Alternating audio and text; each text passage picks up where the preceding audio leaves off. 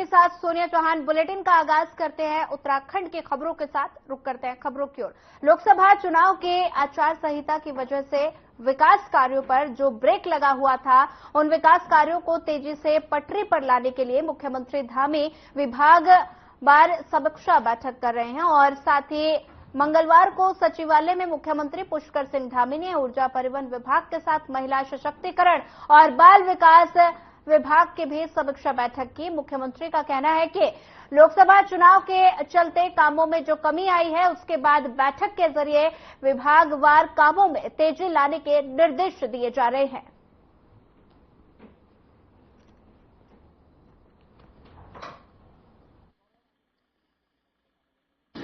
देखिए, इस समय क्योंकि लोकसभा चुनाव के बाद पिछले 2-2.5 महीने पूरी मशीनरी लोकसभा चुनाव के व्यस्त होने के कारण से अब कामों को और निरंतरता देनी है, तेजी देनी है।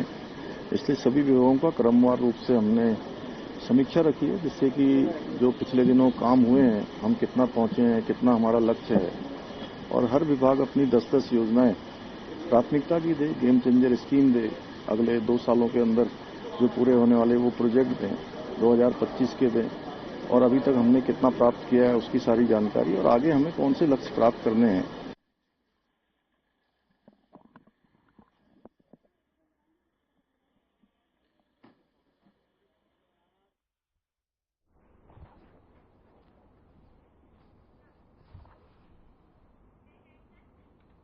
उत्तराखंड में 2 सीटों पर होने वाले विधानसभा चुनाव के लिए बीजेपी ने अपनी पूरी ताकत झोंक दी है। सीएम पुष्कर सिंह धामी और केंद्रीय मंत्री जयंत चौधरी और साथ ही 5 जुलाई को मंगलोर में चुनावी बिगुल फूकेंगे। वहीं गढ़वाल सांसद 5 जुलाई से 4 दिन के लिए बद्रीनाथ में डेरा जमाएंगे। बीजेपी के प्रदेश मीडिया प्रभारी मनवीर सिंह चौहान ने बताया कि जनता बीजेपी प्रत्याशियों को जिताने का मन बना चुकी है और इस दौरान उन्होंने कांग्रेस पर निशाना साधते हुए कहा कि कांग्रेस हमेशा जनता को गुमराह करती आई है और कभी भी अपने वादों पर खरी नहीं उतरी और बीजेपी ने जनता से पहले भी जो वादे किए थे उनको पूरा किया है।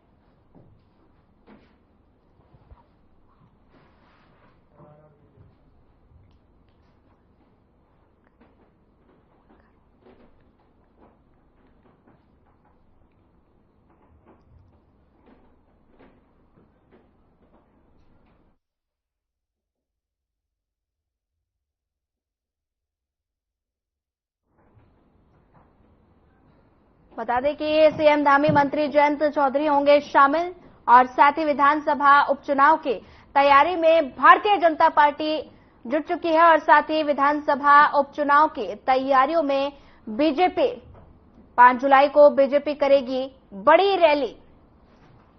तस्वीरें बता दें कि देहरादून से है, जहां पर सीएम धामी मंत्री जयंत चौधरी और साथ ही 5 जुलाई को भारतीय जनता पार्टी एक बड़ी रैली करेंगे। सीएम पुष्कर सिंह धामी, मंत्री जयंत चौधरी भी शामिल होंगे।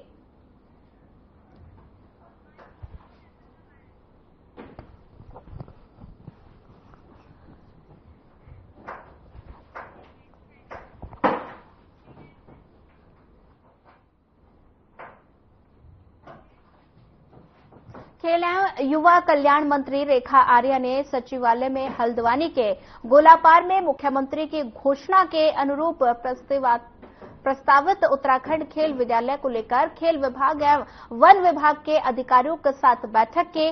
मंत्री रेखा आर्या ने कहा कि गोलापार में स्थापित अंतर्राष्ट्रीय क्रिकेट स्टेडियम को उच्चीकृत करते हुए खेल विश्वविद्यालय का निर्माण प्रस्तावित है और जिस हेतु 35 एकड़ अतिरिक्त भूमि की आवश्यकता है और साथ ही उन्होंने कहा कि वन विभाग की भूमि उपलब्ध है, लेकिन ये भूमि के अंतर्गत आती है और साथ ही विभागीय मंत्री ने अधिकारियों को निर्देशित किया कि सीए लैंड और साथ ही यहां उपलब्ध नहीं होती और किसी और स्थान पर तलाशा जाए तो उसे इस मामले में उधम सिंह नगर और नैनीताल के जिलाधिकारी से भी रिपोर्ट मांगने के निर्देश दिए हैं।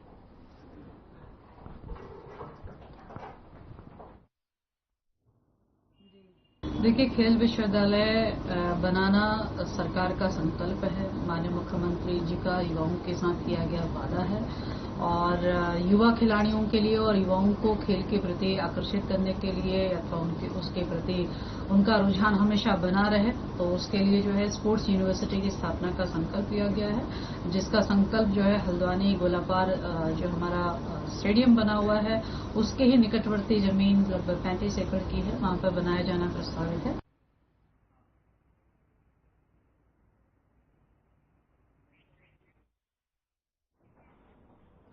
खबर उत्तराखंड से है, जहां राहुल गांधी के समर्थन में उत्तराखंड कांग्रेस के दिग्गज नेता उतरे और साथ ही उत्तराखंड नेता प्रतिपक्ष यशपाल आर्या ने राहुल गांधी के समर्थन में बयान जारी किया। भारतीय जनता पार्टी के नेताओं ने उनके व्यक्तित्व और साथ ही मतव्यय को गलत तरीके से पेश किया और यशपाल आर्या ने कहा कि बीजेपी देश में जाति और धर्म की राजनीति करती है। यशपाल आर्या ने कहा कि बीजेपी हिंसा और नफरत फैलाती है। राहुल गांधी ने संसद में भारतीय जनता पार्टी को पूरी तरह से बेनकाब किया, इसलिए बीजेपी डरी हुई है। यशपाल आर्या ने कहा कि भारतीय जनता पार्टी चलकर देश को गुमराह नहीं कर सकती और यशपाल आर्या ने नेता प्रतिपक्ष राहुल गांधी के साथ मजबूती से खड़े हैं और बीजेपी जो व्यक्तित्व को तोड़कर मरोड़कर पेश कर रही है उसकी निंदा करते हैं। कल आदरणीय राहुल गांधी जी ने संसद में अपने भाषण में हिंदू होने का मतलब निर्भीक निडर होना, साहसी होना, अहिंसक होना, प्रेम पूर्ण होना, सत्य पर विश्वास करना। चलिए बढ़ते हैं अगली खबर की ओर। मौसम विज्ञान केंद्र के अनुसार प्रदेश के पर्वतीय जनपदों में बारिश की चेतावनी दी गई थी, जो सही साबित हुई। अल्मोड़ा में पिछले 24 घंटे से लगातार बारिश जारी है। बारिश के चलते लोगों को गर्मी से राहत मिली और वहीं किसानों की खरीफ फसल को इससे लाभ मिलेगा और जंगलों की आग शांत होगी। और साथ ही मौसम विभाग के चेतावनी के बाद अल्मोड़ा जनपद में जिला प्रशासन द्वारा दूसरे दिन भी सभी सरकारी, गैर सरकारी और आंगनबाड़ी स्कूल बंद करने के निर्देश दिए हैं और आपदा प्रबंधन की दृष्टि से जनपद अलर्ट मोड पर रखा गया है। और साथ ही बारिश के चलते 5 गांव की सड़कें प्रभावित हुई, जिन्हें खोलने का कार्य जारी है। और पिछले 24 घंटे में अल्मोड़ा जनपद में करीब 45 मिलीमीटर बारिश रिकॉर्ड दर्ज की गई है।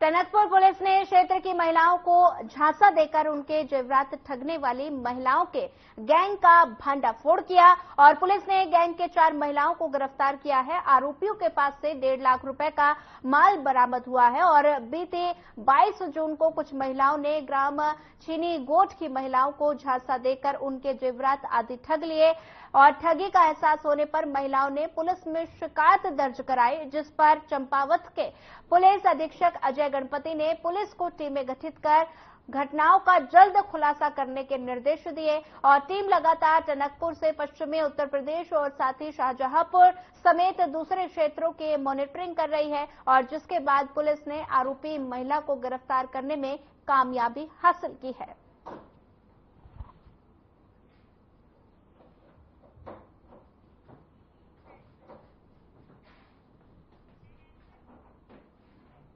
तीन नए कानूनों के तहत आपराधिक मामलों में फैसला मुकदमा पूरा होने के 45 दिन के भीतर आएगा और पहले सुनवाई के 60 दिन के भीतर आरोप तय किए जाएंगे। वहीं दुष्कर्म पीड़ितों का बयान कोई महिला पुलिस अधिकारी और उसके अभिभावक या रिश्तेदार की मौजूदगी में दर्ज करेंगे और साथ ही मेडिकल रिपोर्ट 7 दिन के भीतर देनी होगी। वहीं नए कानून में संगठित अपराधों और आतंकवाद के कृत्यों को परिभाषित किया गया है और साथ ही बता दें कि एडिशनल एसपी कोटद्वार जया बलूनी ने जानकारी देते हुए बताया कि सभी तलाशी और जब्ती की कार्रवाई वीडियोग्राफी कराना अनिवार्य कर दिया गया है।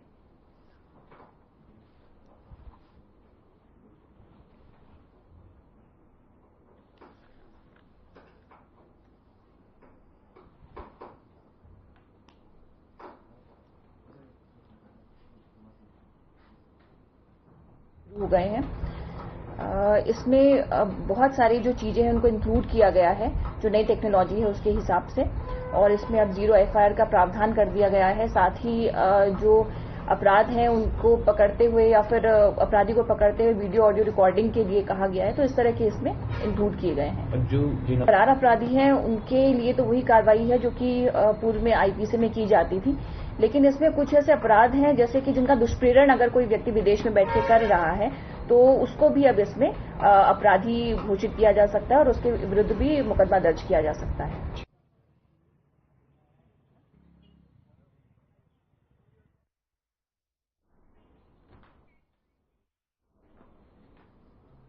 मुख्यमंत्री पुष्कर सिंह धामी के ड्रग्स फ्री देवभूमि अभियान के तहत वरिष्ठ पुलिस अधीक्षक STF आयुष अग्रवाल ने ड्रग के खिलाफ कार्रवाई करने के लिए एंटी नारकोटिक्स टास्क फोर्स को उत्तराखंड के समस्त जिलों में कड़ी निगरानी रखते हुए कार्यवाही करने के निर्देश दिए हैं, जिसके तहत उत्तराखंड STF की एंटी नारकोटिक्स टास्क फोर्स ने थाना रायवाला क्षेत्र और थाना डोईवाला पुलिस के साथ संयुक्त कार्रवाई करते हुए बता दें कि विडलांस और साथ ही रिवर वैली हरिद्वार के पास एक व्यक्ति को गिरफ्तार किया, जिसके पास से पुलिस ने 1 किलो 200 ग्राम स्मैक बरामद की है।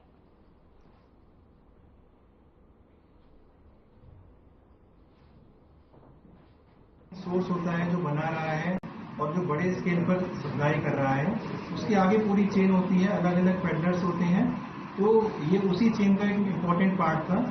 कई बार ये डायरेक्टली बरेली के भी तस्करों से संपर्क में था, इस बार ये धामपुर में किसी से लेकर आया था, और आगे जो यहाँ पर जो स्ट्रीट लेवल के पेडलर्स होते हैं जो आगे कंज्यूमर्स को बेचते हैं उनका की सप्लाई करता था। जैसा कि देखकर 1200 ग्राम इसमें बरामद हुई है, तो ये छोटी छोटी क्वांटिटी में 50 ग्राम 100 ग्राम अपने जो नीचे लेवल के जो तस्कर हैं उनको देता था, और वो आगे रिटेल में जो कंज्यूमर्स हैं उनको, जो एडिक्ट्स हैं उनको सप्लाई करते थे।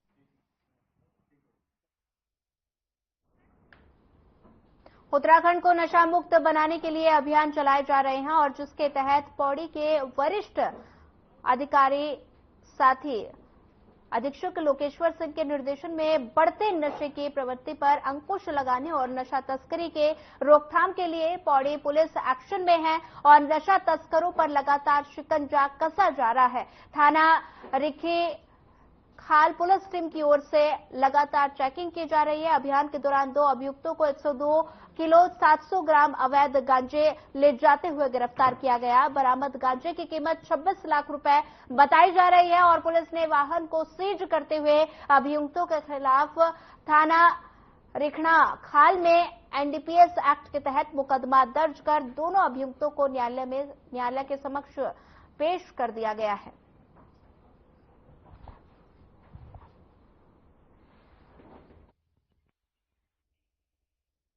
थाना रिखणी खाल के दौरान चेकिंग आज 2 अभियुक्तों को गिरफ्तार किया गया है, जिनसे रिकवरी में कुल 102 किलो गांजा रिकवर किया गया है और साथ ही साथ वाहन को भी सीज किया गया है। इस 102 गांजे की कुल जो बाजारी मूल्य है इसका वो लगभग 26 लाख रुपए के बराबर है। इस प्रकार की शिकायत हमारे पास प्राप्त हो रही थी कि कुछ तस्कर हैं जो कि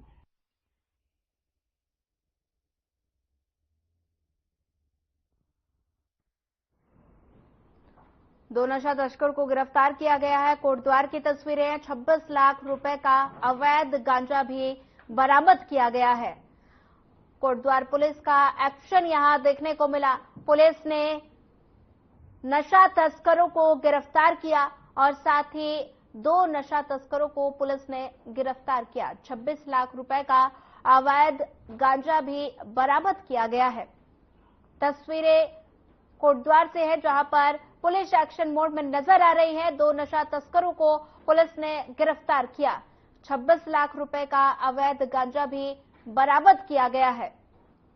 मामला कोटद्वार का है जहां पर 26 लाख रुपए का अवैध गांजा बरामद किया गया और साथ ही नशा तस्करों के खिलाफ लगातार पुलिस कार्रवाई कर रही है और साथ ही पुलिस ने 2 नशा तस्कर को गिरफ्तार किया और साथ ही 26 लाख रुपए का अवैध गांजा भी बरामद किया गया है। कोटद्वार में पुलिस का एक्शन देखने को मिला।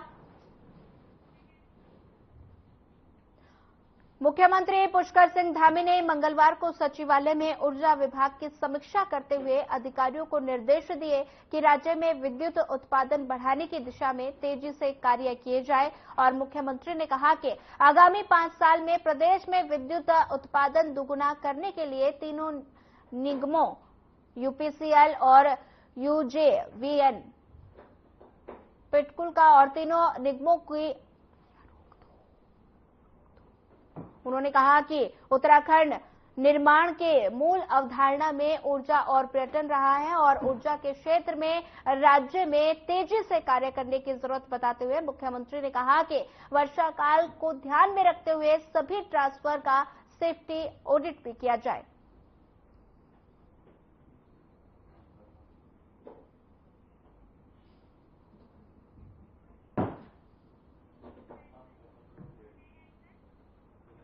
लद्दाख में शोक नदी का जलस्तर अचानक बढ़ने के कारण T-72 टैंक को नदी पार करवा रहे हैं और डीएफआर भूपेंद्र नेगी समेत अन्य 5 जवान देश सेवा में शहीद हो गए और साथ ही भूपेंद्र नेगी पौड़ी जिले के बिशल्ड गांव के रहने वाले थे और साथ ही जब उनका पार्थिव शरीर उनके गांव पहुंचा तो हर किसी की आंखें नम थी। पार्थिव शरीर को भारतीय सेना आर्मी धुन के साथ गांव बिशल्ड लाई और साथ ही शहीद के पार्थिव शरीर देख शहीद के परिजन और ग्रामीण जोर जोर से बिलख पड़े, जबकि शहीद भूपेंद्र नेगी की धर्मपत्नी इस दौरान पार्थिव शरीर को देखकर बेसुध हो गई थी और हर किसी की आंखें नम थी। नम आंखों के साथ हर किसी ने शहीद भूपेंद्र नेगी के आखिरी दर्शन किए। भूपेंद्र बीते 18 सालों से भारतीय सेना का हिस्सा थे। शहीद भूपेंद्र नेगी के चाचा उमराव सिंह का कहना है कि सरकार को उनके परिवार के सुध लेकर उचित फैसला लेना चाहिए।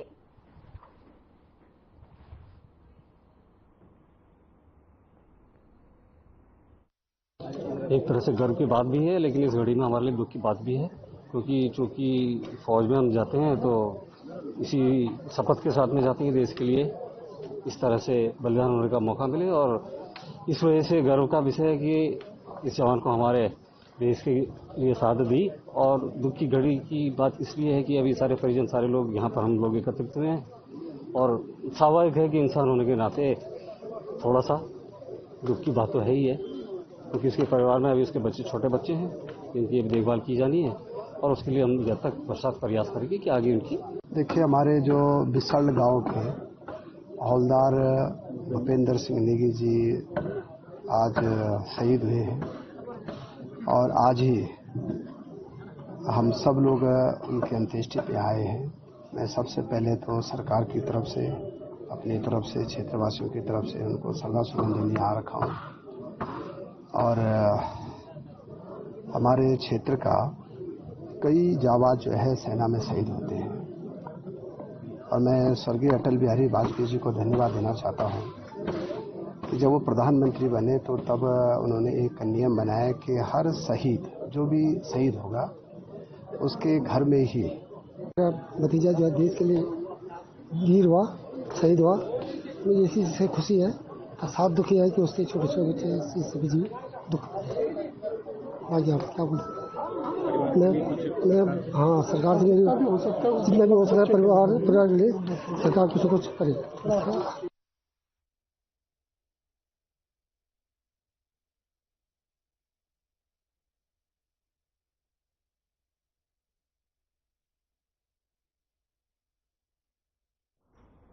पहाड़ों में हो रही लगातार बारिश के कारण काठगोदाम कलसिया नाला भी उफान पर है और कलसिया नाले के किनारे रहने वाले लोगों की नींद अब छिन चुकी है। ऐसा इसलिए कहा जा रहा है क्योंकि कलसिया नाला जब उफान पर आता है तो घरों में पानी आ जाता है, जिस कारण लोग रात भर सो नहीं पाते। हालांकि प्रशासन के आला अधिकारियों का कहना है कि ये लोग यहाँ अतिक्रमण कर रहे हैं और कई बार इन लोगों को नोटिस भी दिया गया है और यहाँ ना रहे और साथ ही इसके बावजूद भी यहाँ लोग रह रहे हैं। और सिटी मजिस्ट्रेट एबी वाजपेयी का कहना है कि नगर निगम की टीम यहां पर मुस्तैद की गई है, जेसीबी यहां पर लगाई गई है ताकि 24 घंटे प्रशासन अलर्ट मोड पर काम कर सके।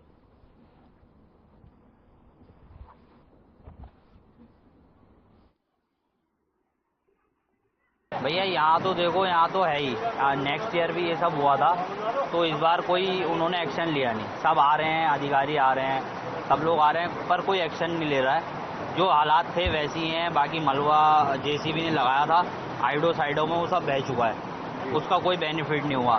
और कल के दिन ये पुल को भी रिस्क है, कुमाऊं का पुल है ये पुल को भी रिस्क है। अगर ये काम स्टार्ट नहीं हुआ तो बड़ी दिक्कत आने वाली है। सर हमारी तो प्रशासन से इसी के, जब पिछले बार को देखते हुए पिछले बार हाथ को देखते हुए डर रहा कि इन लोग से हमारे खाली जाली पड़वा देते ही, तो साले 1 साल से तो यहाँ कोई आया नहीं देखने। फिलहाल कल एसडीएम साहब आए थे, है नहीं, रात में देखिए इसका हाल के, रात में जितना इन्होंने मलबा लगवाया था उससे पोगलन से वो सारा बह चुका है।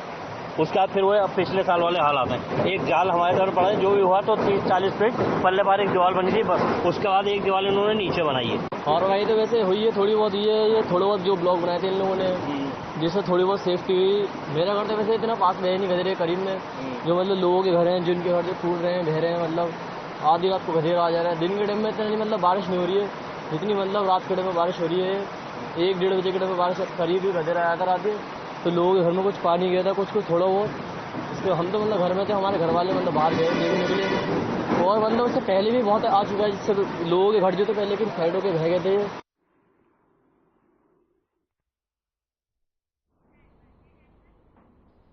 लोकसभा चुनाव में टिहरी से निर्दलीय प्रत्याशी बॉबी पवार ने एक प्रेस वार्ता का आयोजन किया, जिसमें उन्होंने भ्रष्टाचार के खिलाफ बोलते बोलते राज्य की कानून व्यवस्था को अपने हाथों में लेते हुए अपने नियम कानून बताने की बात कही। और साथ ही उन्होंने फिल्मी अंदाज में अधिकारियों और नेताओं को चेतावनी देते हुए कहा कि हम लोग मेहनत करके अधिकारियों और मंत्रियों और मुख्यमंत्री के पास हो रहे भ्रष्टाचार का साक्ष्य पहुंचाते हैं, और ये तमाम अधिकारी और नेता उन साक्ष्य को दबा देते हैं। और साथ ही हमारा एक नियम रहेगा कि जिस अधिकारी का जो करप्शन है उसे 1 या 2 बार उससे उन्हें अवगत कराया जाएगा। यदि फिर भी वे नहीं संभले तो अपना रास्ता बदलते हुए उनके मुंह पर कालिक पोती जाएगी, और साथ ही जरूरत पड़ी तो हाथ और टांग पर भी को भी तोड़ा जाएगा, और आगे भी जरूरत पड़ी तो उन्हें खींच कर लाकर जनता के बीच उन सभी को मारा जाएगा।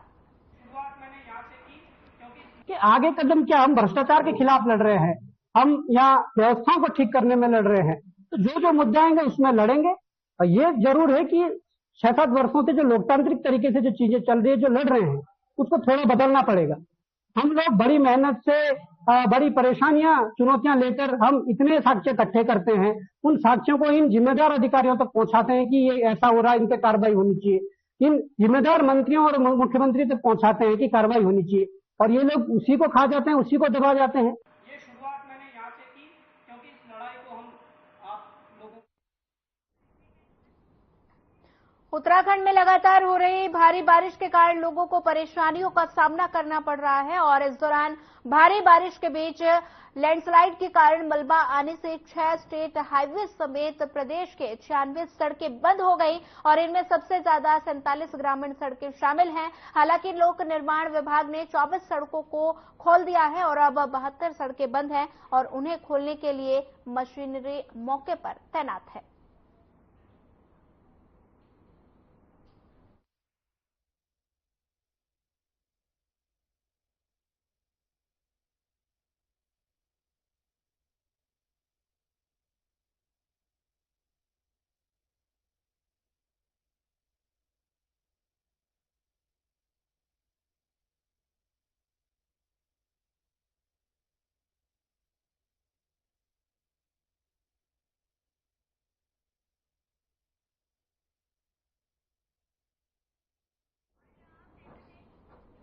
ऋषिकेश में भावराव देवरस सेवा न्यास की तरफ से नवनिर्मित माधव सेवा विश्राम सदन का लोकार्पण कार्यक्रम आयोजित किया गया, जिसमें संघ प्रमुख मोहन भागवत ने शिरकत की। वहीं आपको ले चलते हैं सीधा प्रसारण की तरफ, सुनिए। संघ चालक जी, राष्ट्रीय स्वयंसेवक संघ आपसे करबद्ध निवेदन की परंपरा अनुसार एकल गीत के उपरांत आप हमारा मार्गदर्शन करें। एकल गीत के लिए भैया शशांक।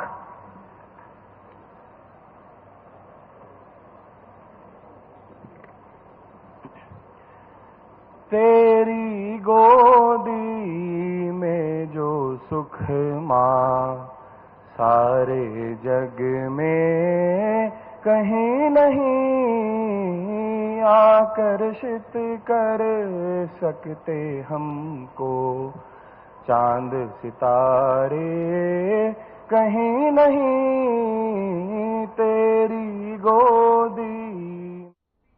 फिलहाल इस बुलेटिन में इतना ही। ज्यादा खबरों के लिए बने रहिए हमारे साथ। नमस्कार।